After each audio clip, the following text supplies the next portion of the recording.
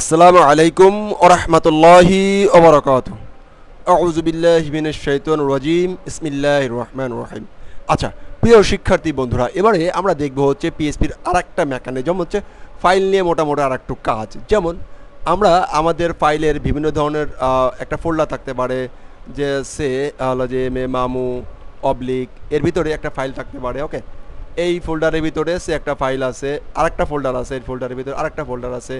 ওকে, image, হ্যাঁ, এবং এই ইমেজের ভিতরে একটা ফাইল আছে, সে হলো যে টেস্ট ডট টিএক্সটি মনে করলাম। হ্যাঁ, এখন আমরা চাচ্ছি যে এই টোটাল ইউআরএলে আমরা যদি এখানে ইন্ডেক্সে যদি চেষ্টা করি আসি, ইন্ডেক্সটাকে আপাতত এখানে আমরা আগে যা শিখছিলাম সেগুলো কমেন্ট আউট করে রাখি।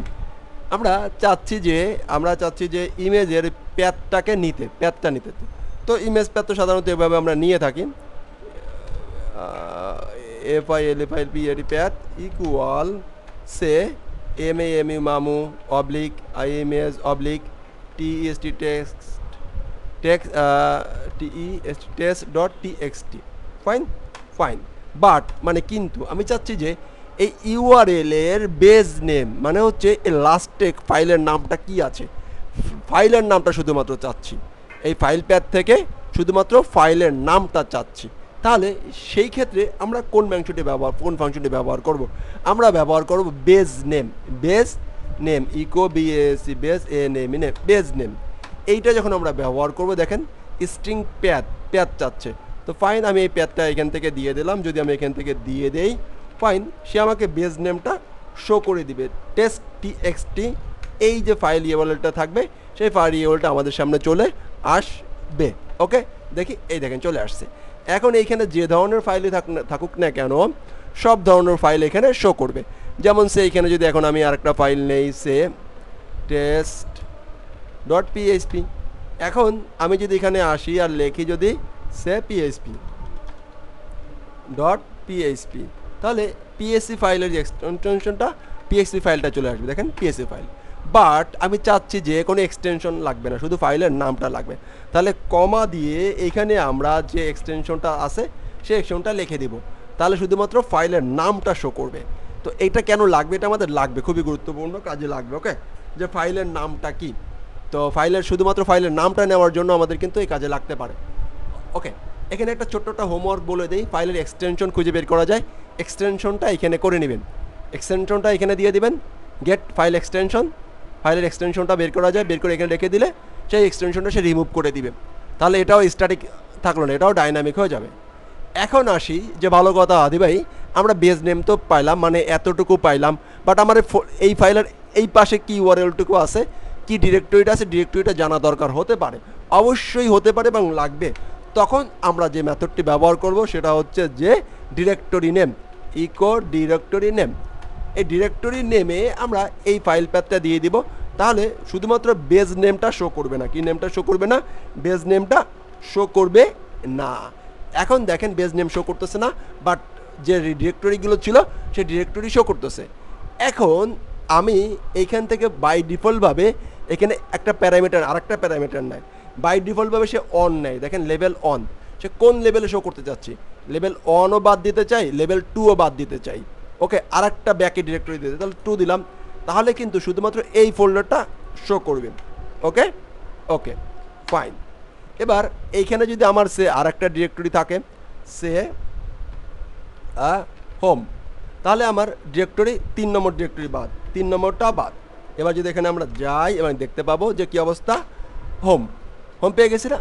বাট আপনি বলতে পারেন যে হাদি ভাই আমার হোমটা এখানে নাই, বাট শো করলো কেন? বাট এটা আছে কি না এটা সে এক্সিস্ট করে না, সে চেক করে যে ফাইলের প্যাথ, যে প্যাথটা পাঠাচ্ছে সেই প্যাথ থেকে 3 নম্বর 1 2 3 নম্বর বাদ দিয়ে এখানে শো করে।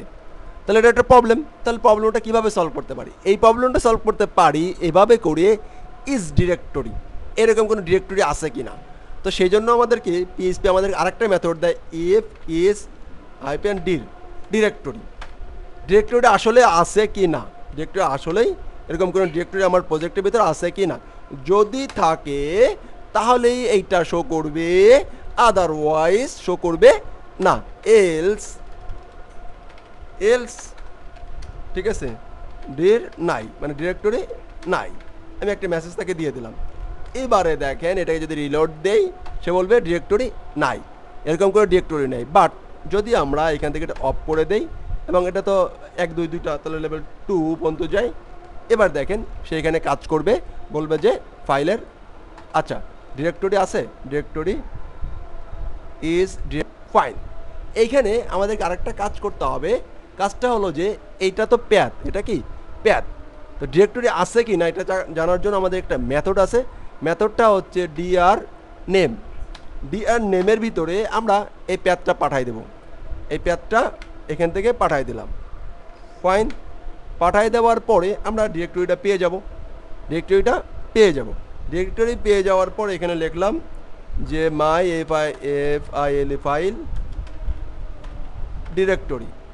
এখন এই যে ডিরেক্টরিটা আছে আদৌ এই ডিরেক্টরিটা এখানে আছে কিনা, এটা আছে কিনা চেক করতে চাই। এবার দেখেন চেক হয়ে যাবে। ওকে, আনডিফাইন ভেরিয়েবল, এই যে মামু ভেরিয়েবল আনডিফাইন, ফাইন কোথায় এটা ফাইন, এই যে এখানে ডাবল কোটেশন দিয়েছে, দ্যাটস আনডিফাইন বলছে, ফাইন। এবার আমরা যদি যাই দেখেন মামু শো করছে, শো করছে।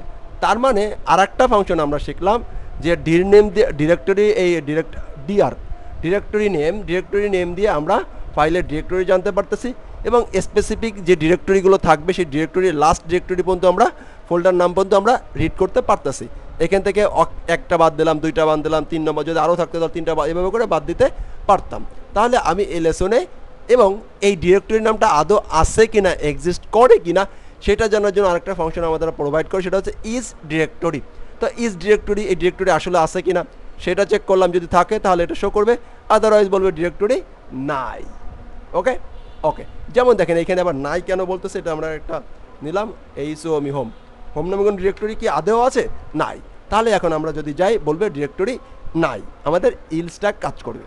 তাহলে এ পর্বে আমি 3টা মেথড দেখানোর চেষ্টা করলাম, এবার আরও একটা মেথড আমরা দেখব। মেথডটা হচ্ছে ওকে কপি মেথডটা দেখি। কপিটা হচ্ছে আমাদের যে ডিরেক্টরিটা আছে, একটা ফাইল এখানে আছে, সে টেক্সট ফাইল এখানে আছে, টেক্সট ফাইলে আমি লিখলাম যে হাদি জামান। এখন এইটাকে আমি কপি করতে চাই, এটাকে আমি কপি করতে চাই, খুবই সহজ। তো ফাইন, কপি করা কি সিস্টেম, কপি করব আমরা জাস্ট এখানে কপিটা লিখব, কপি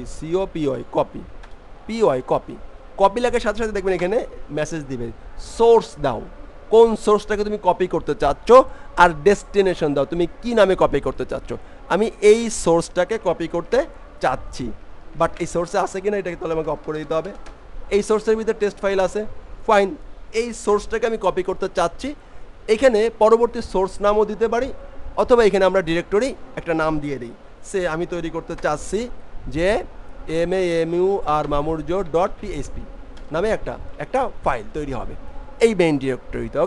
ওকে, দেখি ক্রিয়েট হয় কিনা, এবং এ যখন ক্রিয়েট হবে তখন ট্রু ফলস রিটার্ন করে, ট্রু আর ফলস রিটার্ন করে। ফাইন, এর দেখেন ইকো দেই, যদি ক্রিয়েট হয় তাহলে অন প্রকাশ করবো। ওকে, এখানে আমরা সেমিকোলন দিয়ে এটাকে আমরা ব্রাউজারে আসি, ব্রাউজারে এসে আমরা এটাকে অন